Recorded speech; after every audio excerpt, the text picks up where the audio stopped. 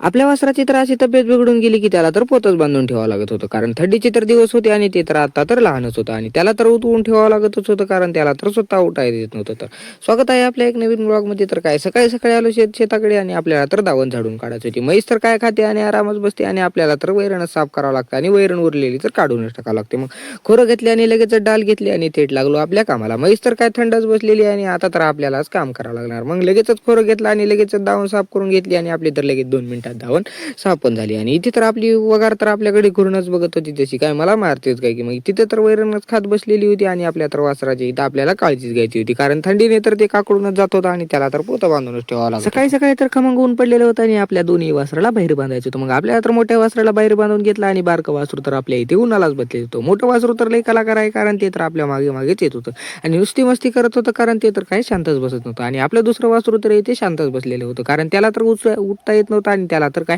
अशक्तपणा आलेला होता. आणि आपल्याला तर त्याला काळजीच घ्यायची होती. मग थोडा वेळ तर वैरण चालली आणि आपल्याला इथे त्याला तर पाणी पाजवायचं. मग काय ऊन तर छान मस्त लागलेलं होतं आणि ते तर काय वासरू पाण्याकडे बघतच होतं. मग काय कसं बसं तर पाणी पाजवलं आणि इथे तर त्याला जास्तच ऊन लागत होतं. मग थोड्या वेळाला तर त्याला आपण सावलीला घेतला आणि ते दुसऱ्या वासरापाशी बांधूनच टाकलं. दुसरं वासरू तर काही शांतच बसत नव्हतं, सारखं तर त्याला डवचत होतं. मग थोड्या वेळाने तर तो बारकं वासरू आपलं वैरण खायला लागलेलं होतं आणि मी तर आलो थेट कडबा आणायला. इथे तर कडबा बघितला तर काय कळबा तर काळाभोर पडलेला आहे आणि उंदरानं तर कडबा कुठंच केला आहे. मला तर काढायचा कंटाळा आलता, पण काय कसं बसं काढून घेतला आणि डायरेक्ट भारावर टाकून दिलं. कत्ती तर आपली लई छान आहे, कारण कत्तीला तर मुठच नाही. मग कसा बसा भारा टाकला आणि कुट्टीकडे टाकूनच दिला आणि आम्ही इथे आलो वैरण घ्यायला आणि आपल्याला तर हिरवी वैरण घ्यायचीच होती. मग काय हिरवी वैरण पण घेतली आणि आपल्या वगैरेला पण टाकून दिली. वगार तर काय मस्त त्याच्यावर उभारूनच वैरण खात होती आणि माझ्याकडे तर घोडूनच बघत होती. आणि संध्याकाळी तर वासराला लगेच पोतं पांघरलं आणि थेट गेलो घरला. व्हिडिओ आवडल्यास लाईक करा.